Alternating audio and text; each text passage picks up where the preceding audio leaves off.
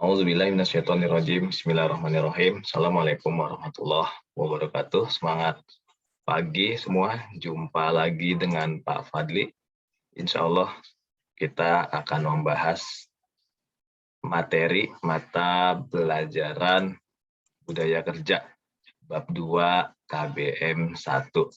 Seperti biasa, sebelum kita memulai kegiatan kita, mari kita berdoa kepada Allah Subhanahu wa taala. Mudah-mudahan Allah Subhanahu wa taala senantiasa memberikan pertolongannya kepada kita semua. Pada saudara-saudara, anak-anak sekalian, murid-murid yang beragama non-Islam, kami persilahkan berdoa menurut agamanya masing-masing. Berdoa dalam hati, mulai.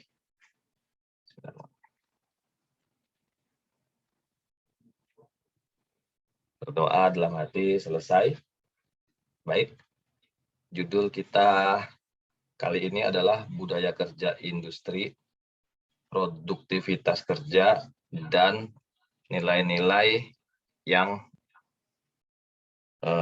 ada dalam budaya kerja, gitu ya. Baik, langsung aja. Bagian A, ada istilah namanya budaya kerja industri, gitu. Apa itu definisinya? Yaitu seperti yang kita baca, falsafah, ya. Budaya kerja industri adalah falsafah yang didasari pada pandangan hidup.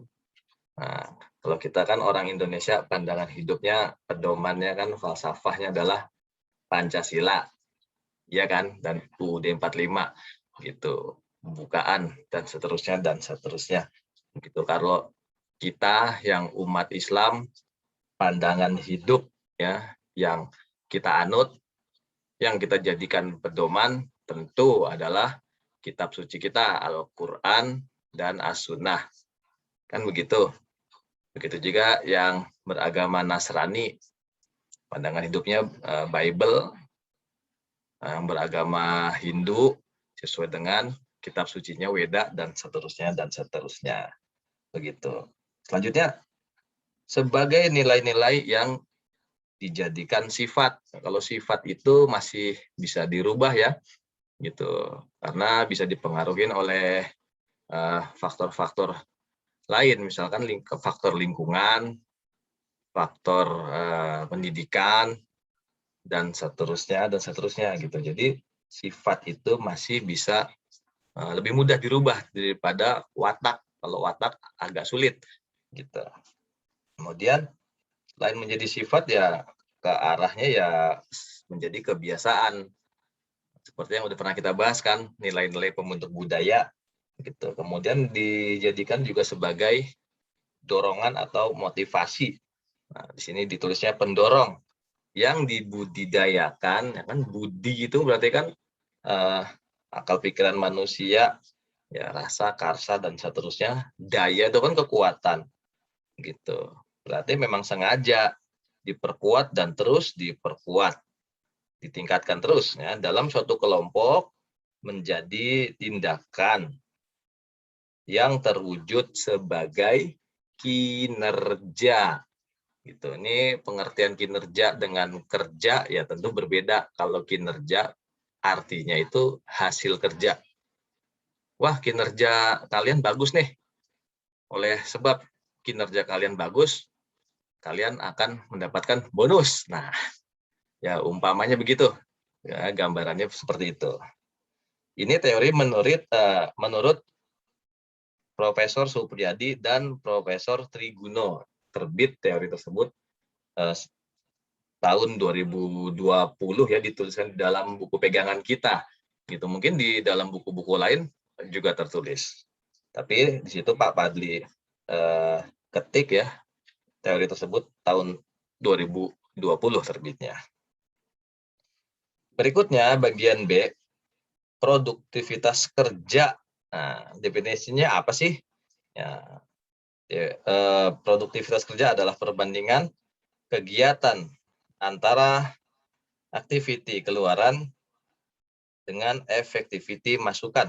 Nah, jadi yang dimaksud aktivitas keluaran itu yang dilakukan oleh para pegawai mulai dari level yang terendah sampai level yang paling top level gitu, yang tentunya menghasilkan suatu produk, ya bisa barang, bisa jasa, kan bisa software, bisa apapun ya pokoknya yang memang dihasilkan oleh aktivitas tersebut dengan efektivitas masukan.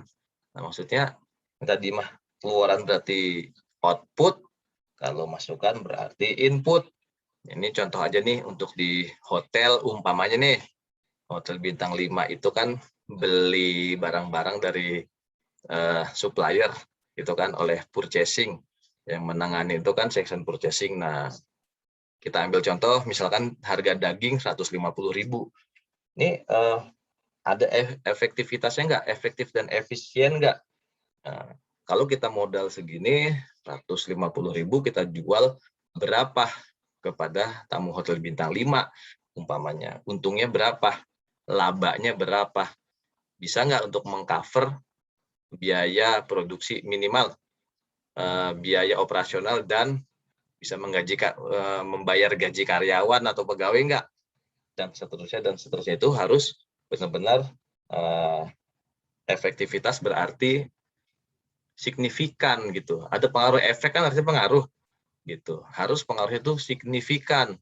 Kalau umpamanya itu daging cuma dapat untung sedikit banget gitu, dari sekian kilogram, terus keuntungannya hanya sekian ratus ribu, sedangkan karyawan ada banyak gitu kan, berarti kan nggak signifikan ya, berarti nggak efektif. Makanya didorong di situ ada yang namanya perbandingan, terus dibandingkan, adain compare gitu, sebagai sikap perbaikan dan peningkatan kinerja gitu ya.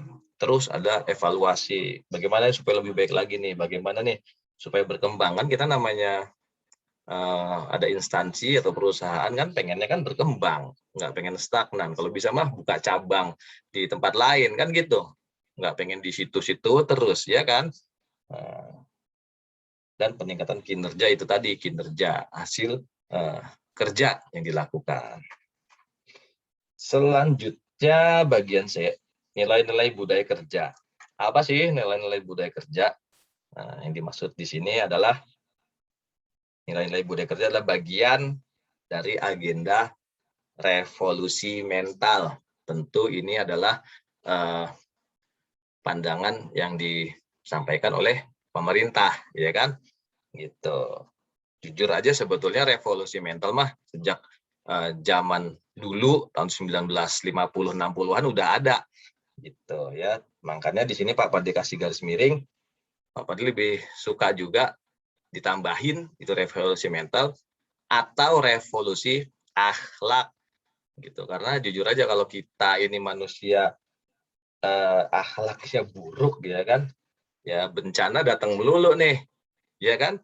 Gitu. Makanya kita harus revolusi juga nih akhlak kita gitu. Jangan kita cuman mementingkan revolusi-revolusi yang lain, sementara revolusi mental atau revolusi akhlak nggak kita adain gitu ya.